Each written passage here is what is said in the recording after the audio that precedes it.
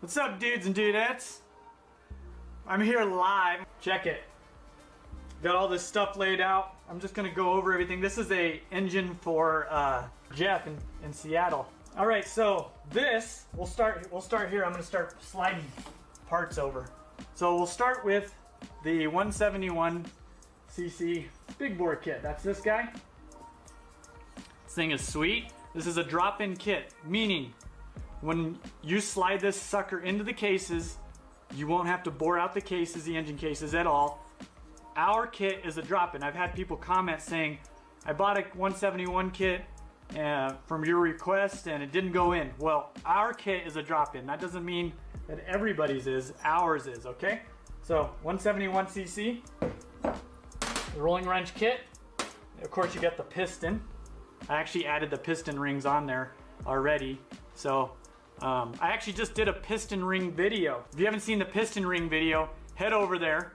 I spent a ton of time, but you know how to install these piston rings on your piston. It works for any engine, all the piston ring end gap, all that. So there's that. That's the 61mm piston. And then you want to do the head, of course. Big valve head.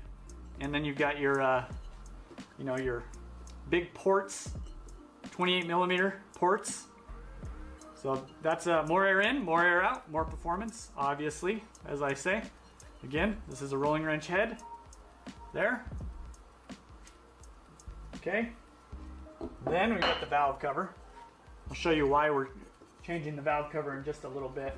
It's a little bit different because it doesn't have the emission stuff. I'll show you all about that. And what else? Oh, we got the cam, the hair on it. Little cam, the high angle camshaft. These are great for performance when you do that package. And then, to, you know, more air in, more air out, more performance. This is the rolling wrench PWK/OKO carburetor kit. This comes with everything that you would need to upgrade your carburetor. So it's got the 28mm intake to match the head. Show you that really quick. See that hole and that hole? They match up. I'll show you the old head in a little bit.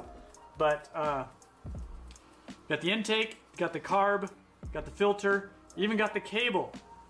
And it comes just like this, so fully built, ready to install. That's on the website. So all those three things that I went over. So you got the carburetor, the 171cc cylinder, and the 61mm big valve head. That would be considered, oh, and the camshaft. So that's our kit and caboodle. 171cc cylinder, big valve head, camshaft, and 28mm carburetor. We use a 28mm carburetor because that 28mm will work just perfect for any altitude. So I hate to sell you a 30mm and then you go to like Tennessee to the small bore rally there at the high altitude and you're from sea level. Now your bike runs like crap the whole ride. So it's important when you do those things. You might get a little bit more performance with the 30mm, possibly, than with the 28. That's why we include the 28. It's good for all altitudes. Somebody asked why PWK over CVK. Let me actually answer that. So on a PWK like this is our chrome version. Pretty fancy, huh? And this is our velocity stack. Let me pull that off of there. On a PWK, you see this. If you pull this back like this, see like that, you can see right through there, just like that. This is called a slide style carburetor. You would only find these in like racy style. They're very aggressive. So when you open the throttle, you give it the beans completely. Bam, open. On a CVK carburetor, let me explain. Here's a Honda Ruckus carburetor. So on a CVK carburetor, you see when you open this up like that, bam, you can't see through it. Now you gotta wait for the velocity, constant velocity, to lift this slide up, just like that. So there's two. It's really for like OEM stuff if you want a really smooth bike, but not very good throttle response. So the minute you open that, like that, bam, you're not full balls to the wall. This thing will flutter with the air pressure in the cylinder to open it completely. And this guy, open it, bam, all the way open. Can't see it, but it goes all the way through. So that's the reason. Great question, by the way. Great question, great question. Once we do the big bore kit, we're gonna have way more performance, so low end power. Remember when you do a big bore kit, this is super important for you guys to know. When you do a big bore kit, people think that you're gonna just go faster. It's not really I mean, probably will go just a little bit faster, but that's not what a big bore kit does. It's the muscle. So imagine you're on your bicycle, and here's me with noodle legs, noodle arms, and then here comes Lance Armstrong, the cyclist with giant legs. He's the 171cc kit, and I'm like just the 150, so I'm more like the 50. So I'm like pedaling. I'm trying to pedal my hardest. I can spin my legs just as fast as Lance Armstrong, but my legs are tiny, so I can't I don't have the muscle to pedal up to that speed as fast. So does that make sense? I think it does. You can only pedal so fast. Same with the engine. It can only rev so fast. So you're gonna change the gearing. The gearing in the engine. It'll look like this.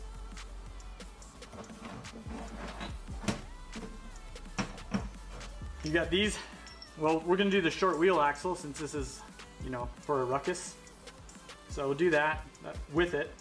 But then we're gonna up the gearing about 20%. So these gears will allow it to go higher top speed since we have the muscle on the bottom. Now you don't have to do this, but this is ideal.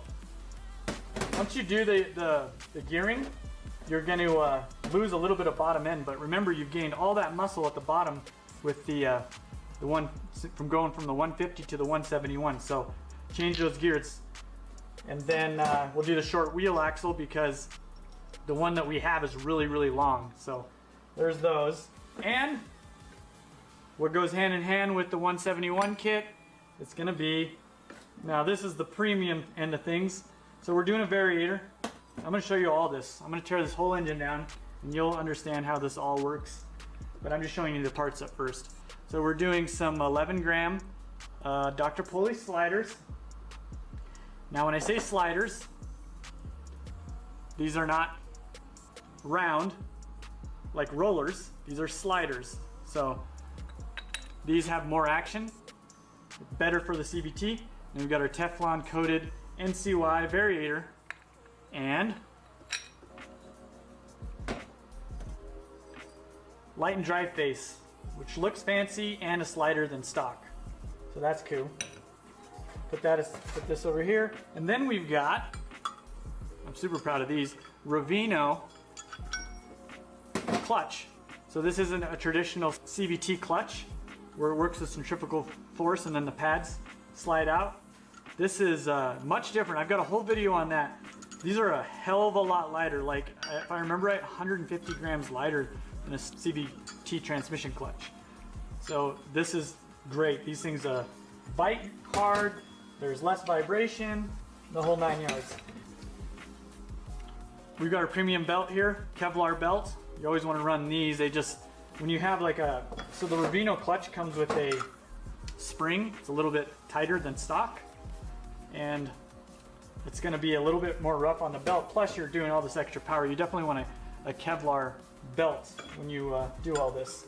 Since we're not running the kickstart cover, it's a super good idea to run this case brace, because what will happen whenever you're removing the kickstart on your GY6, it's really weakening the foundation of the whole engine, and it will crack right down the center, which is super scary. The back wheel will go one way, front wheel will go one way. Not good. So you got that. That's kind of like the back of it, the back of your CVT, and you got it looks like this. Pretty cool. I'll just lay this like that. It looks like that. And then you've got your ankle biter.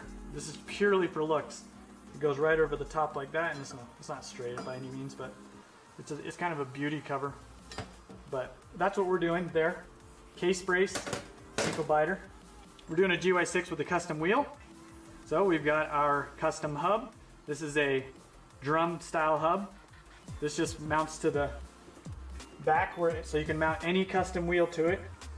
And then we've got our short wheel axle, of course, that'll go through there. So that's what that's for. Now this is something that doesn't need to be done with the 171, but I'm doing it for Jeff. This is just a high torque starter. These are super sweet. Just a better quality starter. It's got more brushes, it starts easier. So that's going in. So that's a bonus for you, Jeff, if you're watching. Jeff's from Seattle. We're building this engine for him. If you have a GY6 bogging down, the first thing you want to check is the air-fuel ratio. And what I would do there is hook a wideband up, so that way you're not guessing. A wideband is a little sensor, which we sell on the website, that goes into the exhaust, and it'll sniff the exhaust gases coming out of there, and it'll tell you exactly where you are. So there's no guessing, no plug reading or adding a larger jet, and then you're like, that made it worse, and then go smaller, and just wasting a bunch of time. Wideband O2, that's what I recommend.